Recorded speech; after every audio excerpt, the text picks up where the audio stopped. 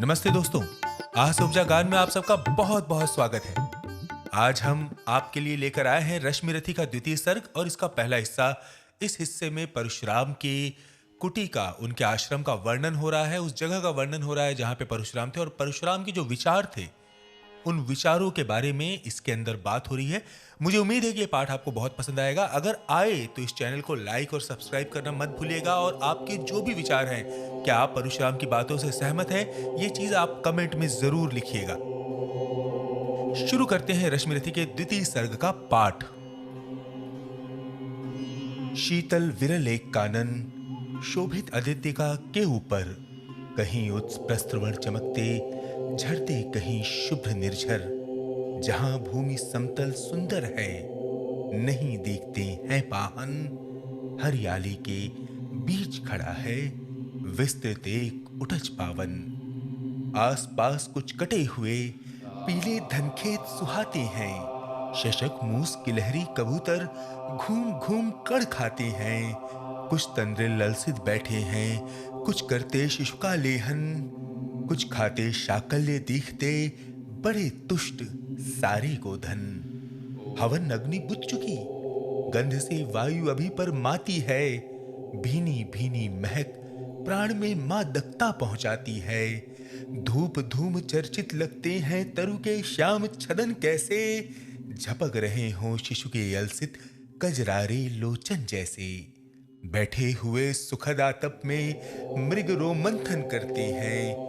One के जीव विवर से बाहर हो विश्रब्ध विचरते हैं। सूख रहे चीवर रसाल की नन्ही झुकी टहनियों पर नीचे बिखरे हुए पड़े हैं इंगुत से चिकने पत्थर। अजिन दर्भ पालाश कमंडलू, एक ओर तप के साधन, एक ओर हैं टंगे धनुष तुणीर तीर बरछे भीषण। चमक रहा त्रिकुटी द्वार पर एक परशु आभाशाली, लौह दंड पर जड़ित पड़ा हो मानो अर्धंशु माली। श्रद्धा बढ़ती अजिन दर्भ पर परशु देख मन डरता है। युद्ध शिविर या तपोभूमि ये समझ नहीं कुछ पड़ता है। हवन कुंड जिसका ये, उसके ही क्या है ये धनुष कुठार। जिस मुनि की ये स्त्रुआ, उसी की कैसे हो सकती तलवार। आई है वीरता तपोवन में क्या पुण्य कमाने को, या संन्यास साधना में है दैहिक शक्ति जगाने को। मन ने तन का सिद्ध यंत्र अथवा शस्त्रों में पाया है, या कि वीर कोई योगी से युक्ति सीखने आया है। परशु और तप ये दोनों वीरों के ही होते श्रृंगार।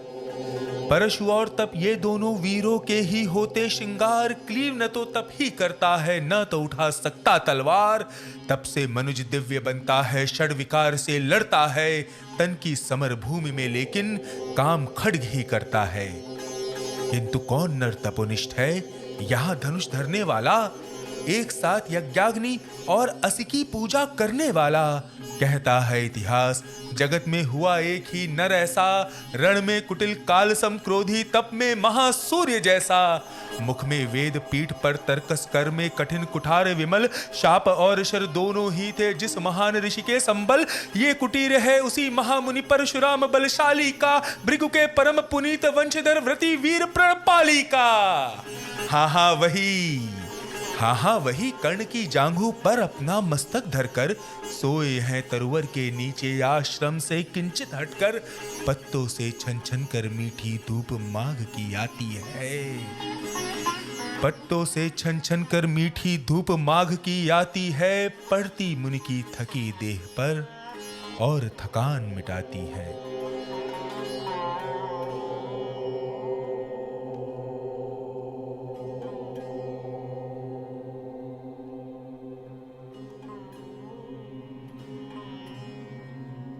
कर्ण मुग्ध हो भक्ति भाव में मग्न हुआ सा जाता है।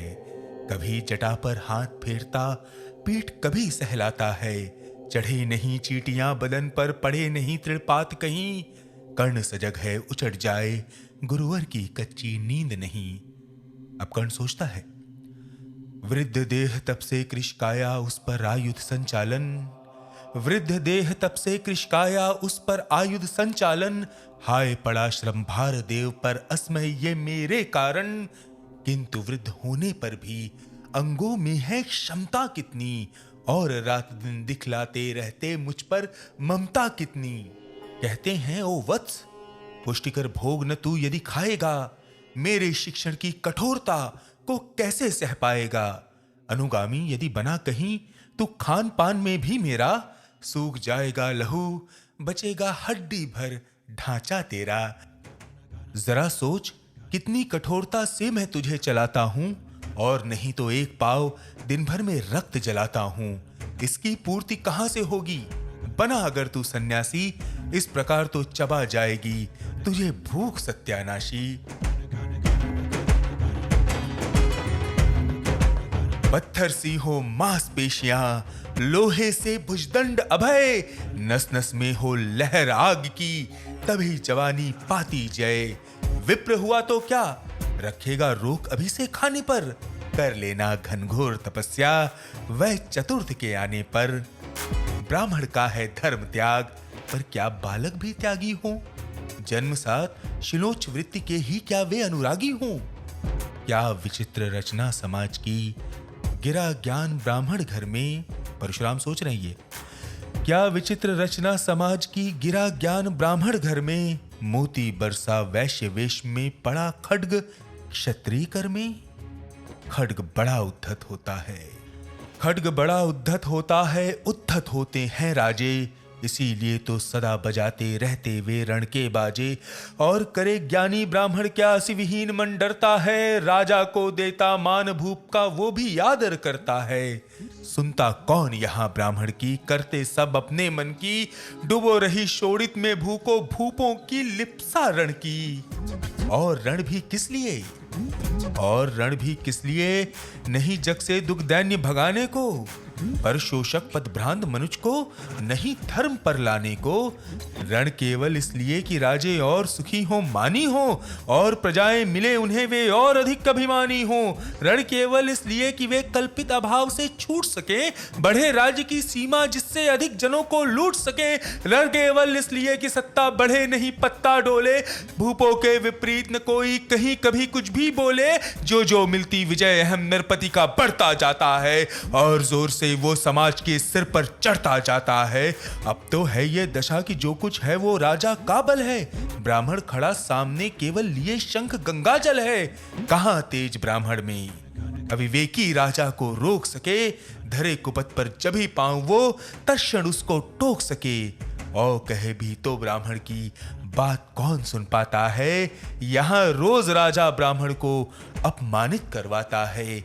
चलती नहीं यहां पंडित की, चलती नहीं तपस्वी की। जय पुकारती प्रजा रात दिन, राजा जय यशस्वी की। सिर था जो सारे समाज का, वही अनादर पाता है। जो भी खिलता फूल भुजा के ऊपर चढ़ता जाता है।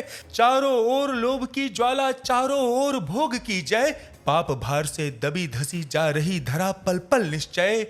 जब तक भोगी भूप प्रजाओं के नेता कहलाएंगे, जब तक भोगी भूप प्रजाओं के नेता कहलाएंगे। ज्ञान त्याग तप नहीं श्रेष्ठता का, जब तक पद पाएंगे। अशन वसन से हीन दीनता में जीवन धरने वाले, सहकर भी अपमान मनुष्यता की चिंता करने वाले। कवि कोविद विज्ञान विशारद कलाकार पंडित ज्ञानी, कनक नहीं कल्पना ज्ञान उज्जवल चरित्र के अभिमानी। इन विभूतियों को जब तक संसार नहीं पहचानेगा, राजाओं से अधिक पूज्य जब तक न इन्हें वो मानेगा, तब तक पड़ी याग में धरती इसी तरह कुलाएगी। चाहे जो भी करे दुखों से छूट नहीं वो पाएगी। थकी जीव समझा कर गहरी लगी ठेस अभिलाषा को, भूप समझता नहीं और कुछ छोड़ खड्ग की भाषा को। रोक टोक से नहीं सुनेगा, नृप समाज अविचारी है। ग्रीवाहर निष्ठुर कुठार का ये मदांध अधिकारी है। इसीलिए तो मैं कहता हूं, अरे ज्ञानियों खड्ग धरो, हर न सका जिसको कोई भी भूखा वो तुम त्रास हरो। नित्य कहा करते हैं गुरुवर, खड्ग महाभयकारी है। इसे उठाने का जग में हर एक नहीं अधिकारी है। वही उठा सकता है इसको जो कठोर हो कोमल भी, जिसमें हो धीरता वीरता और तपस्या का बल भी। वीर वही है, सुनिएगा वीरता की परिभाषा। वीर वही है जो कि शत्रु पर जब भी खड्ग उठाता है, मानवता के महागुणों की सत्ता भूल न जाता है। सीमित जो रख सके खड्ग को, पास उसी के आने दो। विप्र जाति के सिवा किसी को मत तलवार उठाने दो। विप्र जाति के सिवा किसी को मत तलवार उठाने दो। जब जब मैं शरचाप उठाकर करतब कुछ दिखलाता हूँ, सुनकर आशीर्वाद देव का धन्य धन्य हो जाता हूँ। जियो जियो ऐ वत्स, तीर तुमने ये कैसा मारा है? दहक उठा वन उधर, इधर फूटी निर्झर की धारा है। मैं शंकित था, ब्राह्मी वीरता मेरे साथ मरेगी क्या? परशुराम की याद विप्र की जाति न जुगा धरेगी क्या? पाकर तुम्हें किंतु इस वन में मेरा हृदय हुआ शीतल। तुम अवश्य ढोगे उसको, मुझ में है जो तेज अनल। जियो जियो ब्राह्मण कुमार, तुम अक्षय कीर्ति कमाओगे। एक बार तुम भी धरती को निःशस्त्री कर जाओगे। निश्चय तुम ब्राह्मण कुमार हो, कवच और कुंडलधारी, तब कर सकते और पिता माता किसके इतने भारी।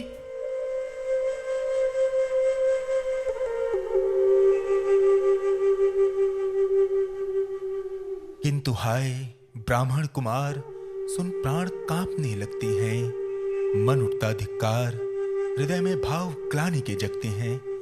गुरु का प्रेम किसी को भी क्या ऐसे कभी खला होगा? और शिष्य ने कभी किसी गुरु को इस तरह छला होगा? पर मेरा क्या दोष? हाय मैं और दूसरा क्या करता? ये सारा अपमान द्रोण के मैं कैसे पैरों पड़ता? और पांव पड़ने से भी क्या गूढ़ ज्ञान सिखलाते वे? एक लवे सा नहीं अंगूठा क्या मेरा कटवाते वे? हाय कर्ण तो क्यों जन्मा था? जन्मा तो क्यों वीर हुआ? कवच और कुंडल भूषित भी तेरा अधम शरीर हुआ। धस जाए वो देश अतल में, गुण की जहां नहीं पहचान। जाति गोत्र के बल से ही आदर पाते हैं जहां सुजान। नहीं पूछता है कोई तुम व्रती वीर या दानी हो, सभी पूछते मात्र यही तुम किस कुल के अभिमानी हो। मगर मनुष्य क्या करे, जन्म लेना तो उसके हाथ नहीं। चुनना जाति और कुल अपने बस की तो है बात नहीं। मैं कहता हूं अगर विधाता नर को मुट्ठी में भरकर कहीं छींट दे ब्रह्मलोक से नीचे भूमंडल पर, तो भी विविध जातियों में ही मनुष्य यहां आ सकता है। नीचे है क्यारियां बनी तो बीच कहां जा सकता है? कौन जन्म लेता किस कुल में, आकस्मिक ही है ये बात। छोटे कुल पर किंतु यहां होते तब भी कितने आघात। हाय जाति छोटी है तो फिर सभी हमारे गुण छोटे। जाति बड़ी तो बड़े बने वे, रही लाख चाहे खोटे। यहां पर दोस्तों हमारा रश्मिरथी के द्वितीय सर्ग का पहला हिस्सा समाप्त होता है। मैं उम्मीद करता हूं कि इस पाठ को सुनकर आपको आनंद आया होगा। अगले हिस्से में हम जानेंगे कि किस प्रकार ये राज की कर्ण ब्राह्मण कुमार नहीं है, परशुराम के ऊपर खुलता है। तब तक के लिए शबा खैर, bye bye, thank you so much. Please like and subscribe my channel and take care.